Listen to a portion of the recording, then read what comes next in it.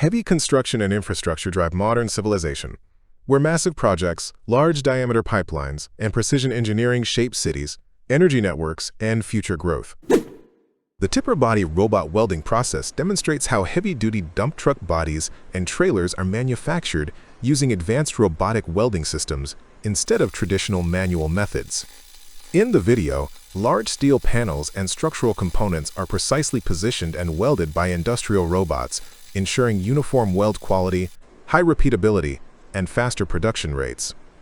Robotic welding significantly reduces human error while improving strength and durability in critical load-bearing areas.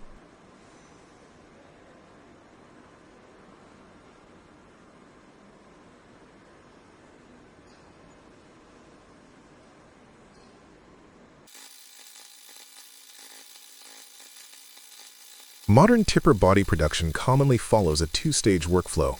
Smaller robotic cells are used first to weld sub-assemblies such as rear walls, end walls, and floor sections. These completed modules are then transferred to a larger welding station, where the full tipper body is assembled and welded. For long and straight seams on sidewalls, tandem welding systems with dual wires are applied, allowing high deposition rates and shorter cycle times.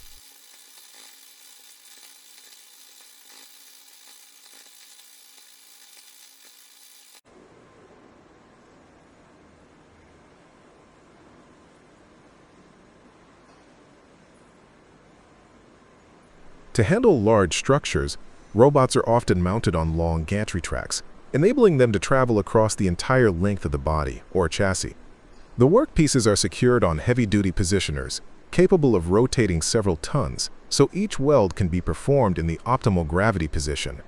Overall, robotic welding delivers stronger joints, consistent proof, and efficient large-scale production for modern tipper bodies.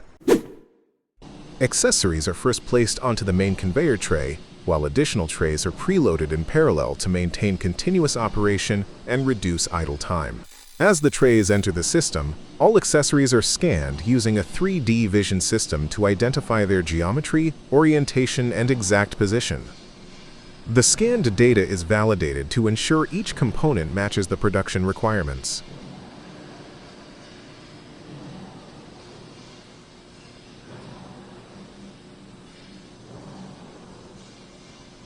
Next, the handling trolley and robotic manipulators automatically adjust their paths and positions.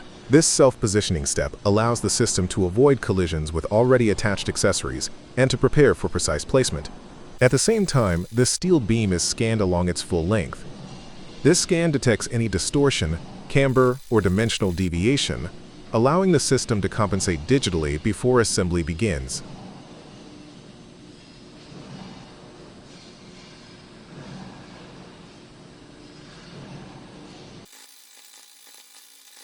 Based on the combined scan data, the accessories are accurately positioned on the beam. Robotic arms hold each part in place and perform tack welding to secure them temporarily. Once all components are correctly fixed, robotic welding begins. Vision-guided welding robots follow the programmed weld paths, adapting in real time to variations in beam shape and accessory placement.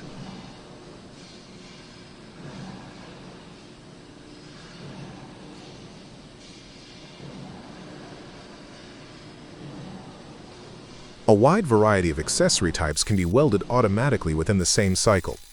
During welding, the beam is rotated as required, giving the robots full access to all sides. After the welding process is fully completed, the finished beam is transferred smoothly to the unloading zone for the next production stage. The process begins by pulverizing the existing asphalt pavement, underlying base, and a portion of the subgrade directly in place to form a uniform, homogeneous material. On this project, the treatment depth is approximately 8 inches, although depths between 6 and 16 inches are commonly used depending on roadway conditions. During pulverization, the recycler mixes the full depth of treatment while controlling gradation, typically achieving 100% of the material passing a 2-inch size. At this stage, roadway widening and reshaping are also completed, especially where shoulders are incorporated into the reclaimed section.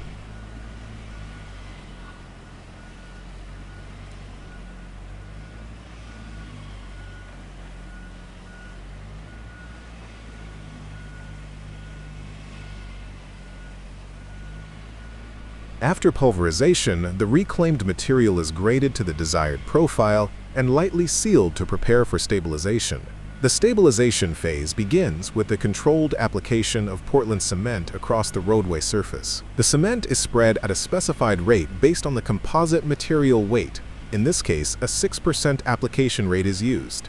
The recycler then mixes the cement thoroughly into the pulverized base to the full treatment depth, while water is injected through the mixing drum to hydrate the cement and achieve optimum moisture content.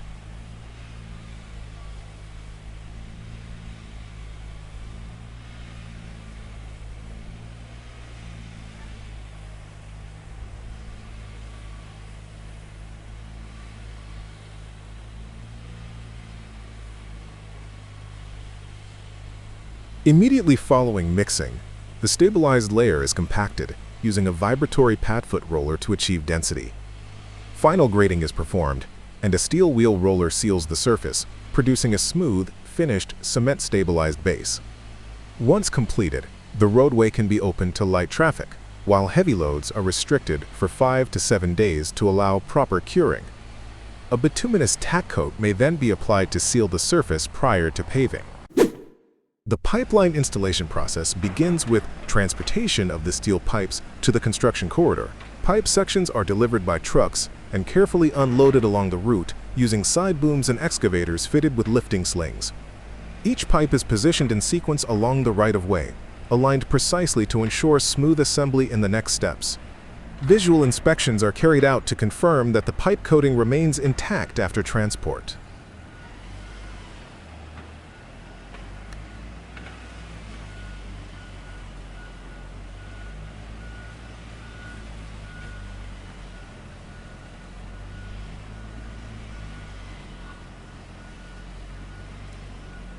Next comes pipe assembly, where individual pipe sections are lined up end to end.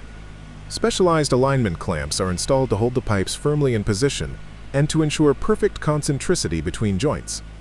Accurate alignment at this stage is essential to guarantee weld quality and long-term structural integrity of the pipeline.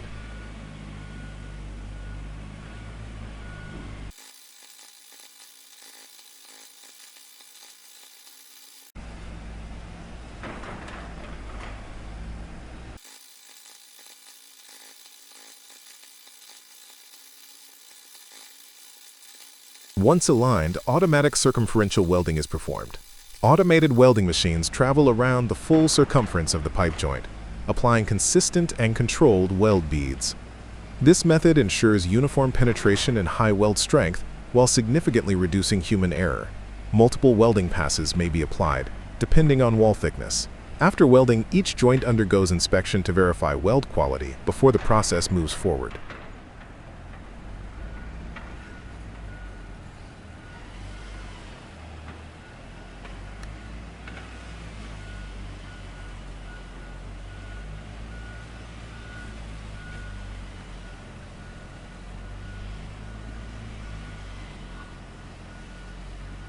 While welding progresses, trench excavation continues in parallel. Excavators dig a continuous trench along the pipeline route, following precise depth and width specifications. The trench profile is carefully shaped to support the pipe evenly and prevent stress concentrations. Excavated soil is placed alongside the trench for later backfilling.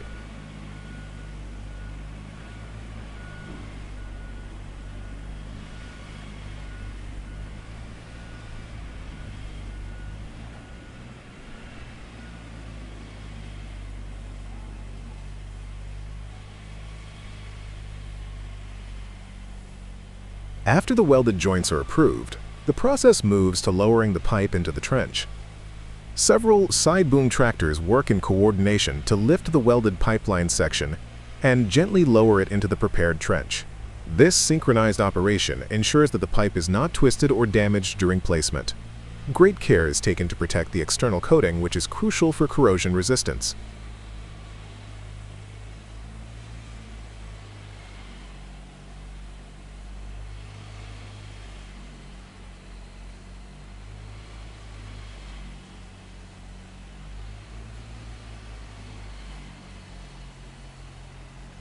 Once the pipeline is properly seated, backfilling begins. Selected soil or padding material is placed around the pipe first to provide uniform support and cushioning. The remaining excavated soil is then returned to the trench in layers and compacted gradually. This restores ground stability and secures the pipeline in its final position.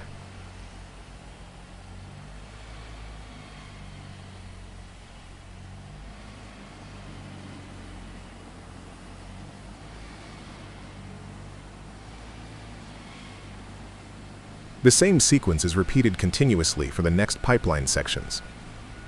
New pipes are transported, aligned, welded, and inspected, while trenching, lowering, and backfilling advance steadily along the route. This staged and repetitive workflow allows multiple operations to run simultaneously, increasing efficiency and maintaining consistent quality throughout the entire pipeline installation. Each completed section seamlessly connects to the next, forming a continuous underground pipeline that follows the planned alignment and depth.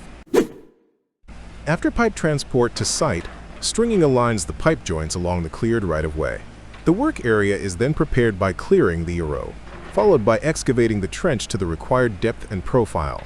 Pipes are lifted into position for precise pipe fitting, ensuring correct alignment and gap control. Automated girth welding is performed to join each pipe section, producing consistent, high-quality welds. Once welding is complete, weld buffing smooths the joint surface.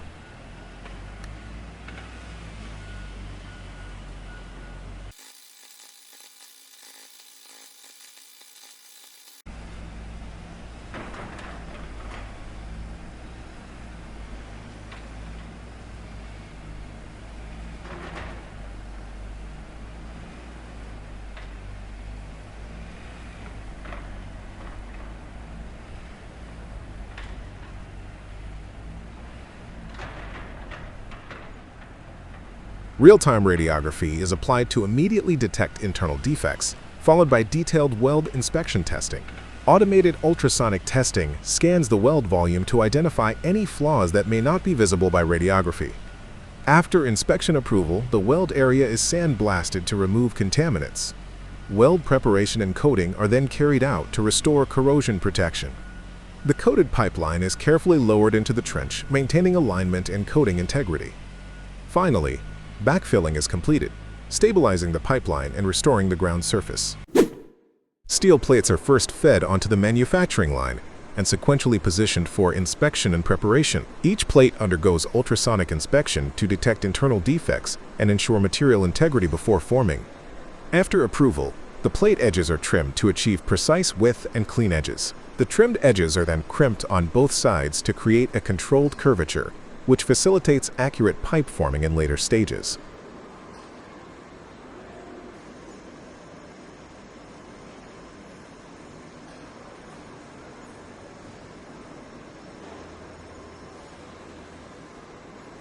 Next, the prepared plate is transferred to the forming section, where it is gradually bent into a cylindrical shape using a multi-step press forming process.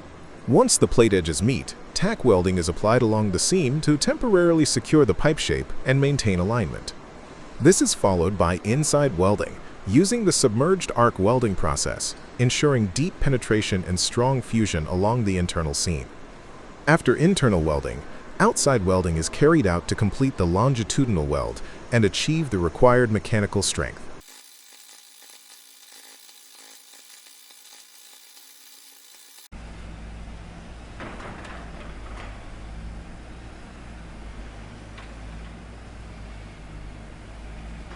Before hydrostatic testing, the welded pipe undergoes ultrasonic inspection to identify any welding imperfections. X-ray industrial television inspection is also performed to visually examine the internal weld quality in real time. The pipe then passes through mechanical expansion, where controlled radial force is applied to improve dimensional accuracy, roundness, and residual stress distribution.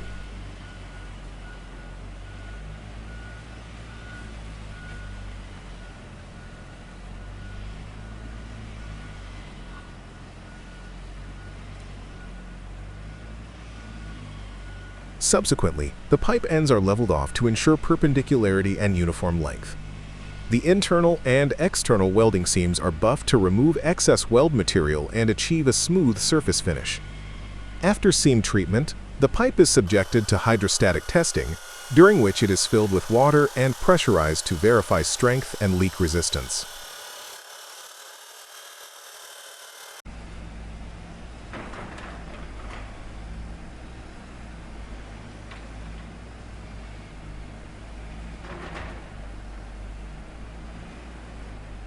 Following hydrostatic testing, phased array ultrasonic inspection is conducted to provide high-resolution detection of any remaining internal defects. Industrial X-ray television inspection is again performed to reconfirm weld integrity after pressure testing. Pipes that pass these inspections proceed to finishing operations where surface cleaning and minor corrections are carried out.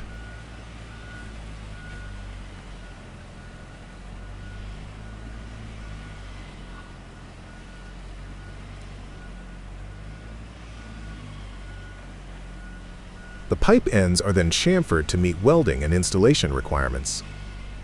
Magnetic particle inspection is applied to critical areas, particularly the weld seam and pipe ends, to detect surface and near-surface cracks. After inspection, each pipe is automatically weighed and measured to record key parameters.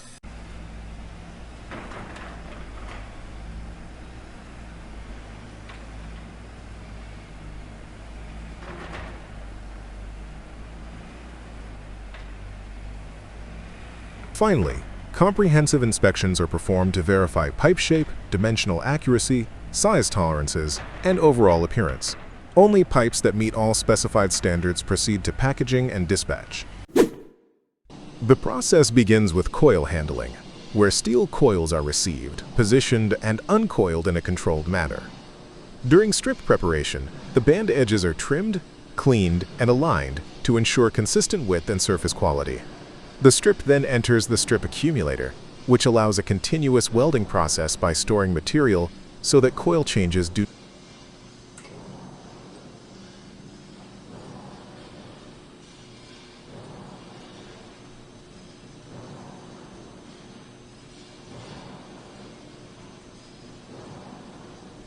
Next, preforming of the strip takes place, gradually bending the flat band into a round profile. This is followed by full pipe forming, where forming rolls shape the strip into an open seam tube. At this stage, the slit pipe before the welding stand is precisely guided, and the forming geometry is continuously monitored in the welding area to guarantee.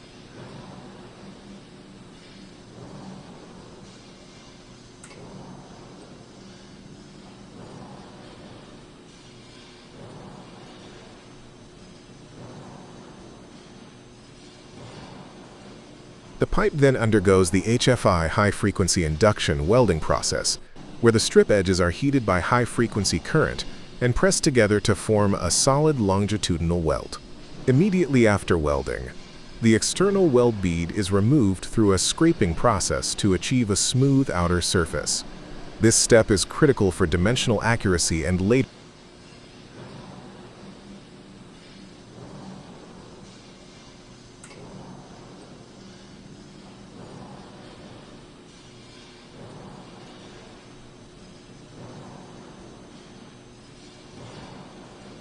Following bead removal, the welded seam passes through a weld seam heat treatment unit, where controlled heating normalizes the microstructure and relieves stresses.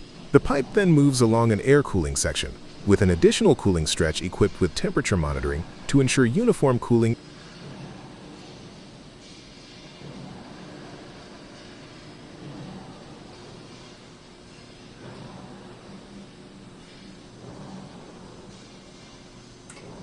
Once cooled, the continuous pipe strand enters the pipe cutting system, where it is cut to defined lengths. The cut pipes are straightened in a pipe straightening machine to correct any residual curvature. In the adjustment area, pipe lengths are measured and water ejectors remove any residual.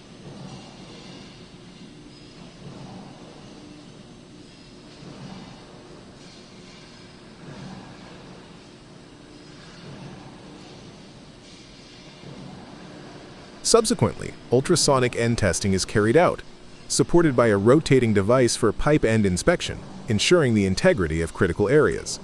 Comprehensive quality assurance follows, including diameter measurement, wall thickness measurement, edge condition control, and ovality measurement. In addition, ultrasonic testing of the longitudinal weld seam detects internal.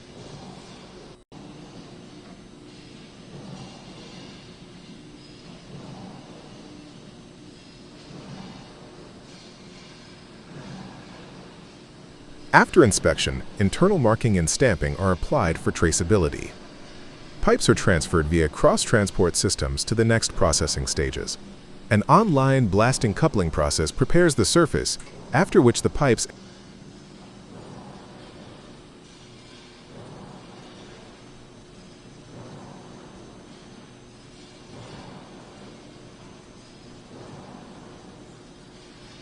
Before coating, the pipes pass through the pipe blasting system, including intermediate zones and exit adjustment. Remaining blasting media is removed using an internal lance. The pipes then enter the coating line roller conveyor, where inductive heating raises the pipe temperature to the required level. An automatic pipe end masking system protects the ends before coating.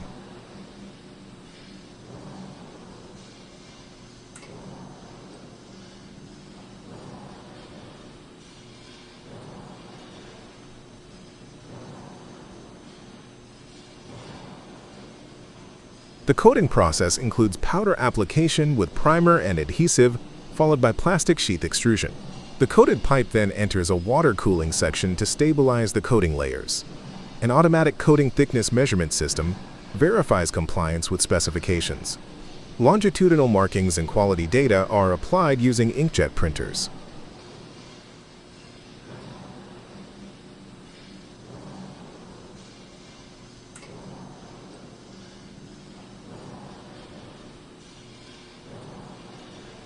Further quality checks are performed in the area of pipe cutting, after which pipes may be cut again if required. In the end finishing area, pipe ends are machined and detailed internal pipe inspections are conducted. Protective caps are installed on the pipe ends, and final labeling completes the quality assurance process.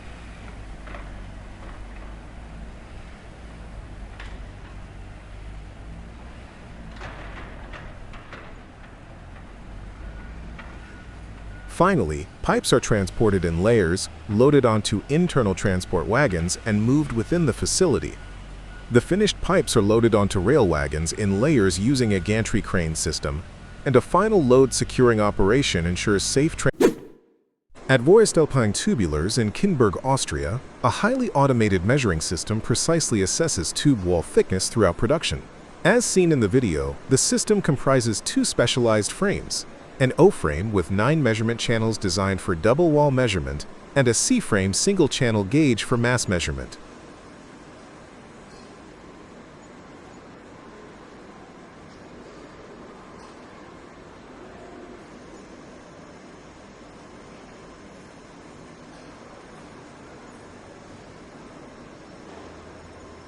In the O-frame setup, 9 radiation sources and matching detectors are arranged around the tube's circumference. This multi-channel layout enables detection of local variations across both walls and yields detailed wall thickness profiles. The principle is based on irradiation. As the hot tube passes between source and detector, radiation absorption is measured, converted into electrical signals, and digitized for real-time calculation of wall thickness across the cross-section. Real-time corrections account for tube position, temperature, and steel grade to ensure high accuracy, typically better than plus or minus 0.3%.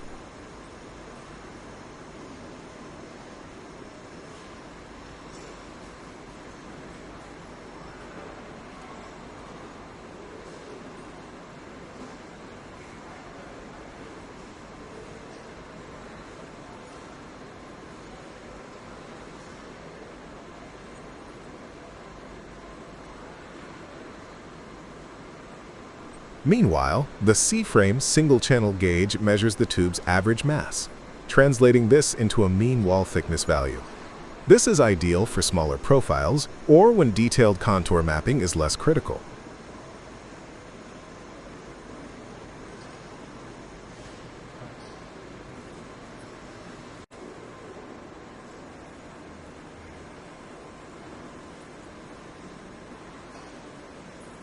All data wall thickness extremes, mean values, geometric profiles is streamed into central signal processing systems, enabling live monitoring, quality control, and auto-adjustment of rolling mill parameters.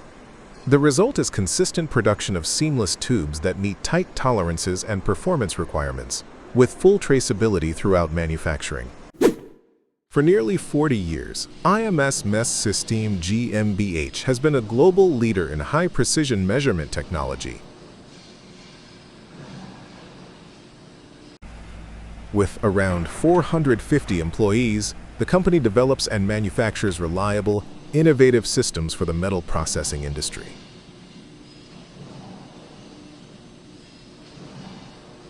Headquartered in Heiligenhaus, Germany, IMS combines quality made in Germany with a strong international presence close to its customers worldwide. The process begins with the selection and preparation of steel pipes and plates. Steel pipes are cut to precise lengths using automated cutting machines. After cutting, each component is numbered and marked, which helps maintain full traceability and ensures correct assembly later in the process.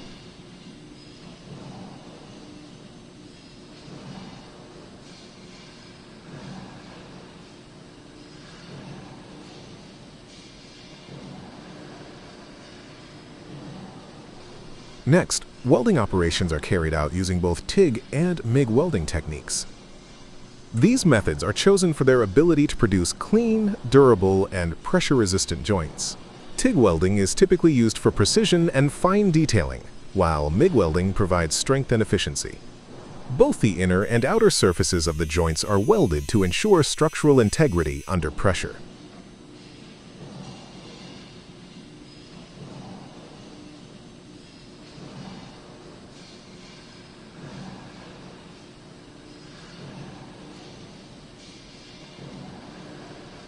Once welding is complete, the various parts of the vessel undergo precise assembly.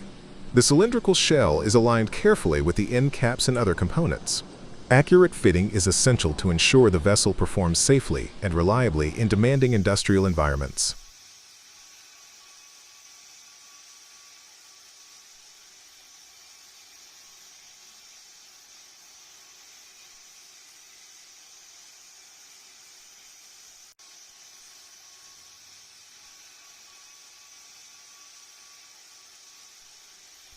During the later stages of production, laser technology is employed for both marking and cutting. A laser engraving system is used to etch names, codes, or identifiers onto the tank lids. This not only provides identification, but also supports quality control and documentation.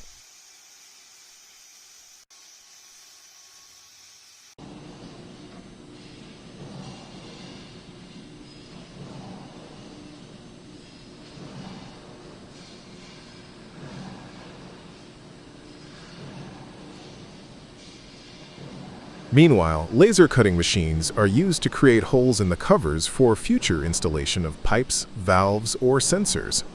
These holes are made with high precision, minimizing the need for additional finishing. The outer contours of flat steel sheets are also shaped by laser cutting, ensuring clean edges and accurate dimensions.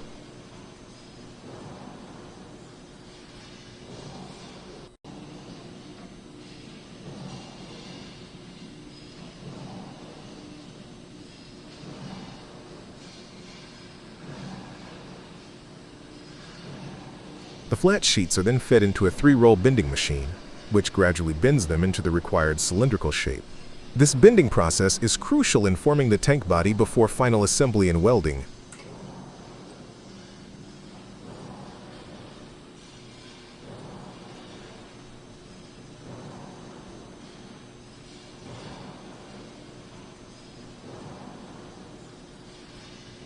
Throughout the process, Deprest applies strict quality standards in line with European regulations, ensuring that each product meets the needs of industries such as chemical, pharmaceutical, and food production.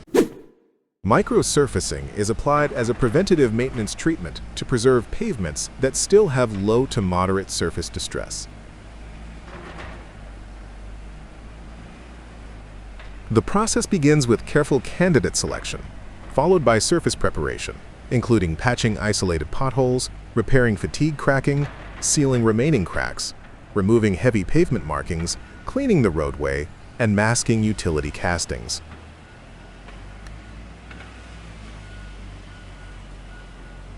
A specialized mixture of 100% crushed aggregate and polymer-modified asphalt emulsion is then applied by AASHTO certified crews under strict quality control.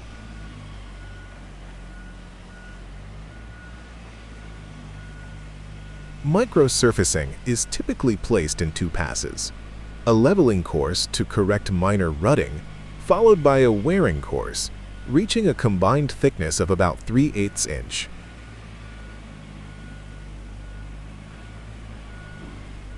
The fast-setting emulsion allows traffic to return within 1 hour, extending pavement life by 6 to 10 years.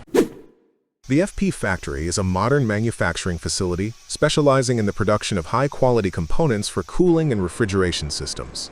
Its product range includes receivers, oil separators, liquid separators, filters, vapor eliminators, electronic oil level regulators, and other electronic devices designed for professional industrial applications.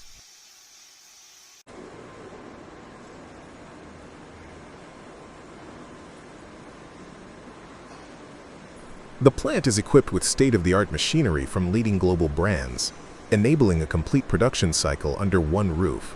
Manufacturing processes cover all stages, from blanking and turning operations to welding, surface treatment, painting, final assembly, and packaging. This integrated approach ensures precise quality control and consistent product performance.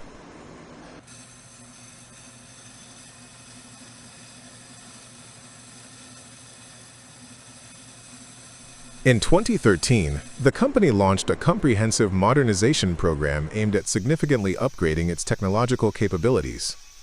This program included the construction of new administrative and production buildings, bringing the total facility area to more than 10,000 square meters. As a result, the factory achieved impressive production capacities, reaching up to 70,000 pressure vessels, 50,000 vapor eliminators, and 10,000 electronic oil level regulators annually.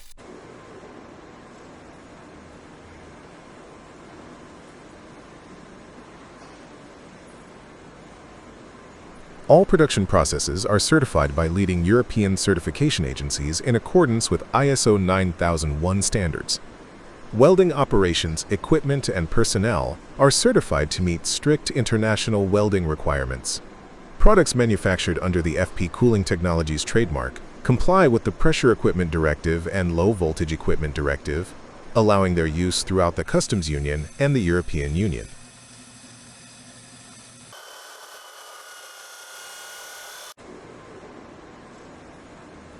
Each product undergoes thorough testing and is delivered with an individual quality control passport signed by a QC engineer, reflecting the company's commitment to reliability, safety, and consistent quality. This video explains the correct and safe procedure for using a brake lathe to machine a brake rotor and restore a smooth, even braking surface. The process begins with preparation. First, the mounting hub of the rotor must be thoroughly cleaned. Dirt, rust, or corrosion on the hub can prevent the rotor from sitting evenly on the lathe, which would lead to an inaccurate cut. Safety is always the priority, so safety glasses must be worn before starting any work. Before we put on our centering cone, we need a spring to keep the tension on it. Then, centering cone, followed by our rotor. At this point, you can see that it's interfering with the machine. We need to start the machine in the right spot, so let's drill. Once the rotor surfaces are clean on both sides, the correct adapters are selected. A properly sized centering cone is chosen to ensure the rotor is perfectly centered, similar to mounting a wheel on a tire balancer. Inner and outer adapters are installed, along with a spring to maintain tension. The rotor is then mounted on the lathe, and spacers are added as needed. A vibration dampening spacer with a rubber-mounted weight is recommended to reduce chatter and improve surface finish. The hub nut uses a left-hand thread, so it tightens during machining, rather than loosening. To line things up.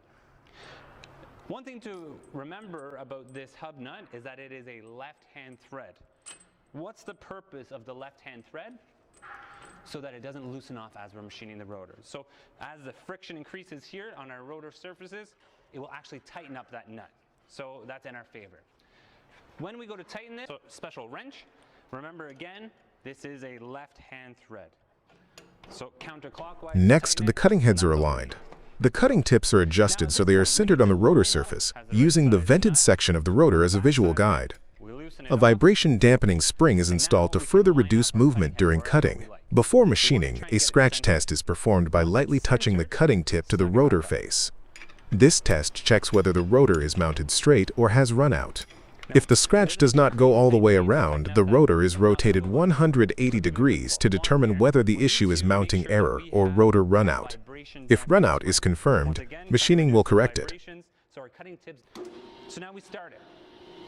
I'm going to bring my cutting table forward. Now we bring in our cutting head, and we're going to draw our tips towards the rotor. At this point, I want to know whether or not my rotor is straight on the lathe or not. Around. When I stop my machine, After confirming proper setup, both cutting tips are brought into contact with the rotor and set to 0 using the dial indicators. The brake lathe cuts only in the outward direction, so the cutting head is carefully fed from the inner area toward the outer edge without contacting the hub. A rough cut is performed first, removing more material at a faster feed rate to eliminate rust, grooves, and hot spots. Once the rough cut is complete, the rotor surface should appear clean and consistent.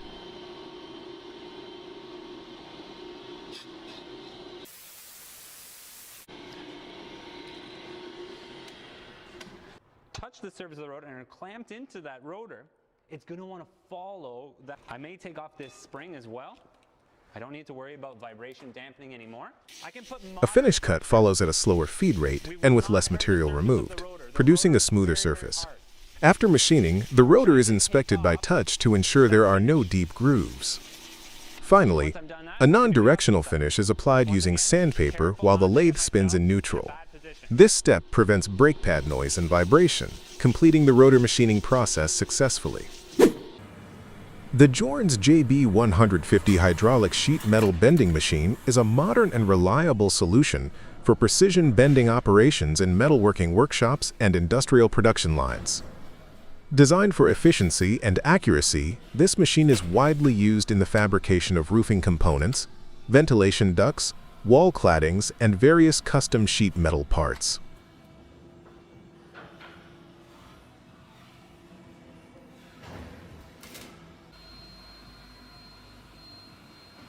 During operation, the JB150 uses a hydraulic bending system that ensures smooth, stable, and evenly distributed bending force across the entire working length. This allows the machine to handle different sheet metal materials such as steel, aluminum, and galvanized sheets with consistent quality. The rigid frame construction minimizes vibration, while the precisely machined bending beam guarantees high dimensional accuracy and repeatability.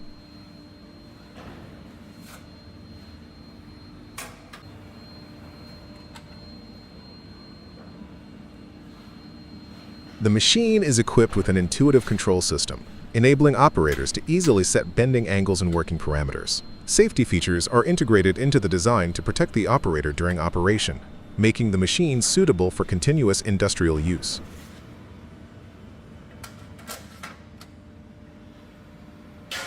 Thanks to its robust design, high productivity, and reliable hydraulic technology, the Jorns JB150 significantly improves bending efficiency while reducing manual effort and production time. It is an ideal choice for companies seeking high-quality sheet metal forming with long-term operational reliability. The taper heating cycle for aluminium billets ensures optimal temperature distribution before further forming processes. In this process, an induction permanent magnet heater is employed to heat billets with a diameter of 10 inches. Unlike uniform heating, taper heating gradually raises the billet's temperature along its length, creating a controlled thermal gradient. The front end of the billet is heated to a higher temperature, while the rear end is kept relatively cooler. This controlled profile reduces thermal stress, enhances plastic deformation, and minimizes cracking during extrusion or forging.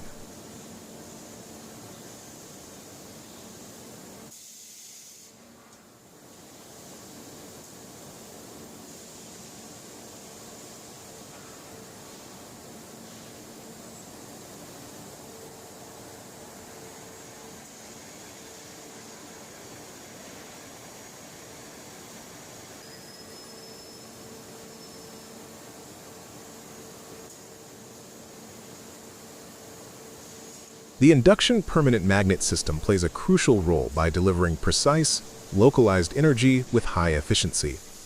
Its non-contact heating method allows for fast temperature rise and excellent repeatability. Additionally, It provides stable heating conditions, reducing energy consumption and oxidation. Overall, taper heating ensures billet quality, improves extrusion flow, and extends the service life of forming dies.